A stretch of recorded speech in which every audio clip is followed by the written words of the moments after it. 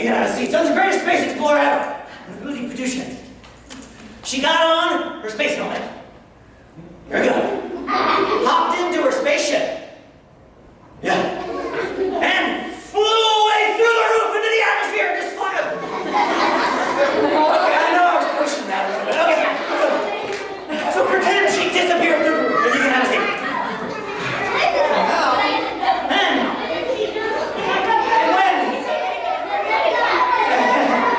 And it was surprising, I know. And when the explorer had gone away, the wonks, you remember the poor wonks. Go ahead and stand up, wonks. Stand up, wonks. They were in their lonely cave, and they had a terrible existence. They had to make do with eating the mimosa moss that was on the sides of the cave. So go ahead and start eating it. Yeah, and it wasn't very good. It didn't taste. They could live off it. It didn't taste very good. And they had to get their water from the water that was dripping off the stalactites on the roof. So go ahead and try to get that water there. Yeah. And they couldn't drink very much at a time. It was terrible. And when it got really bad, folks, when it got really bad, they had to resort to eating the blinkety mushrooms that grew in their armpits. Go ahead and start it.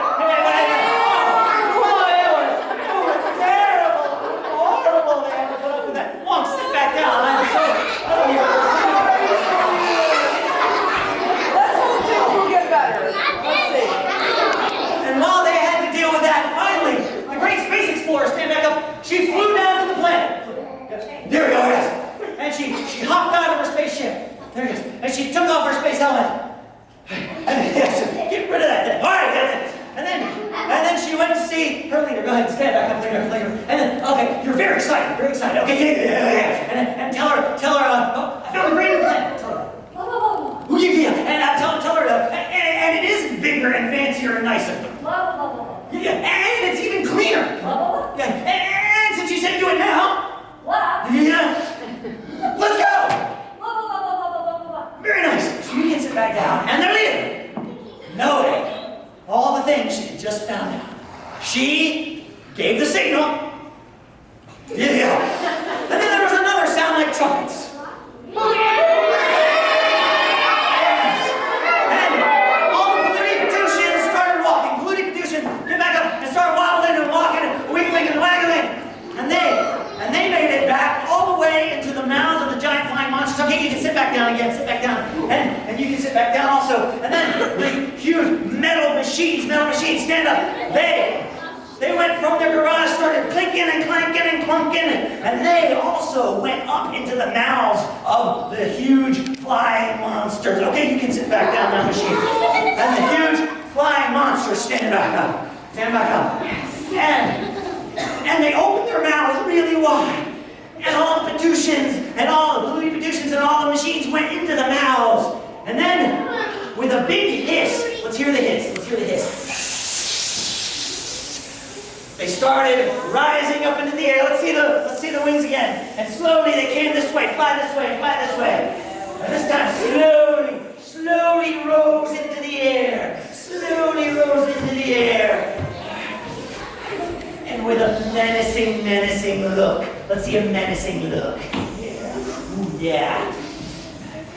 They started grinding their motors. Let's hear the grinding. Yeah. All right. Yeah, come on over here. Come on in. Yeah, come on in. There we go. Yeah. There we go. And then, with a huge roar,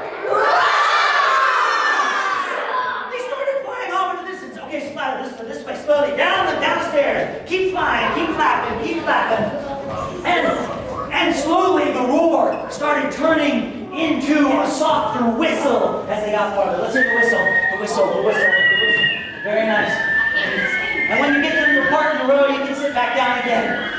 And then, as the whistle slowly got softer, it went to the sound of a whisper. Let's hear the whisper. For a while, it was nothing but a whisper. And then finally, once all the monsters were in the distance, just tiny specks, they disappeared. Okay, you can sit down, monsters. Until all that was left was this sound.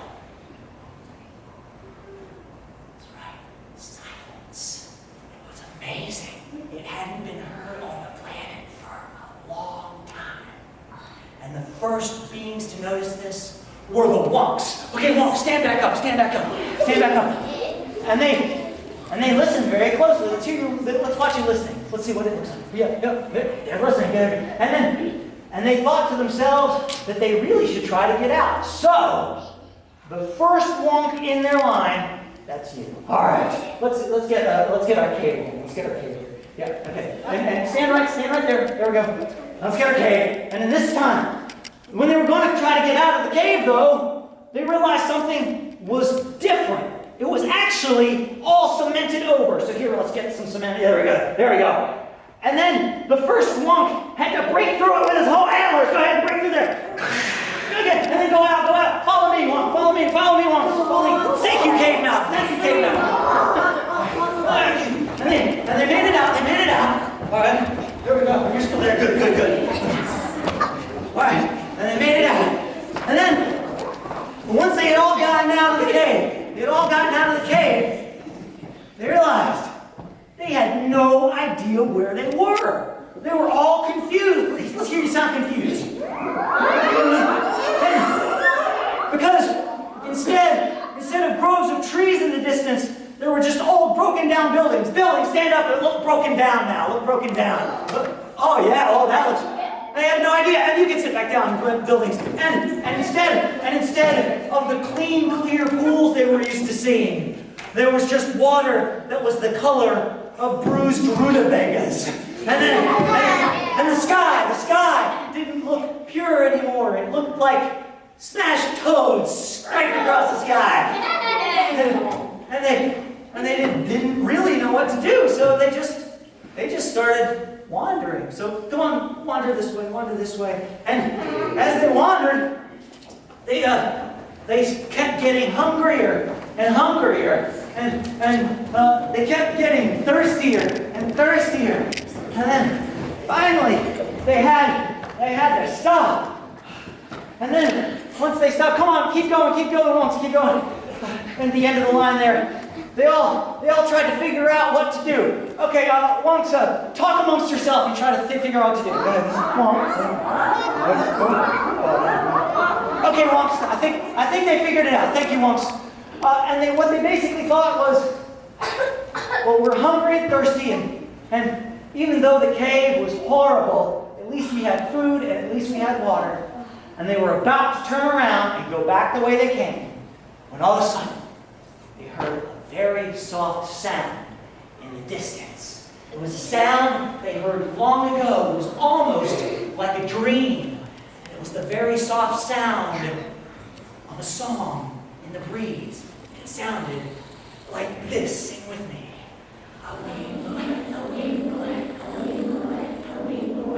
We go away. And they got excited. Wonks, look inside, sound excited. Yeah, there you go. And they went towards the sound. They went towards the sound. Faster. They went towards the sound. And keep going back. Go back to where you started from. Go back to where you started from. And they heard the sound louder. The song. Here we go. Let's sing it again.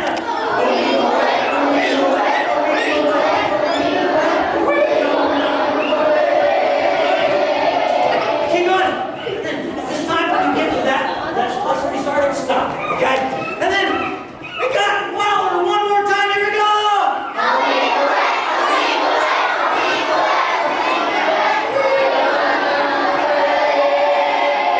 Stop there. And they were so excited to be in their field. Okay, back row. Put up some flowers so they can eat some. And the wonks started eating some of the flowers because they were so happy.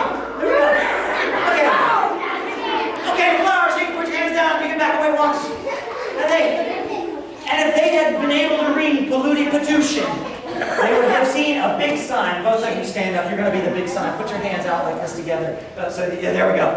And it read, Pushin Park.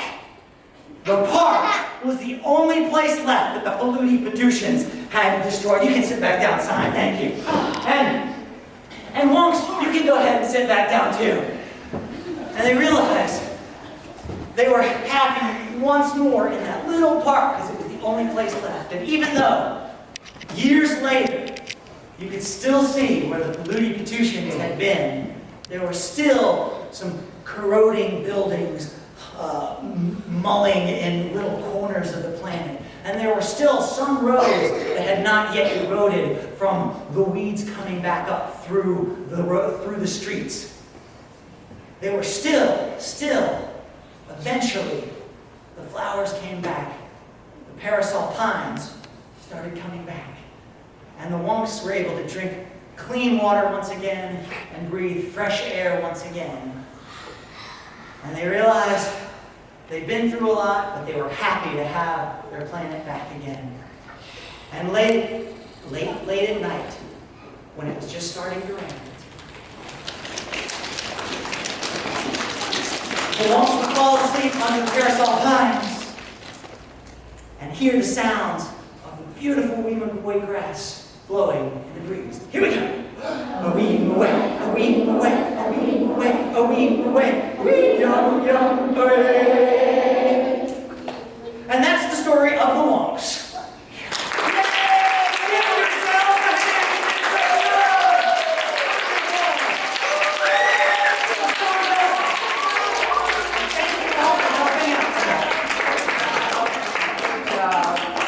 And I'll give it over to the teacher.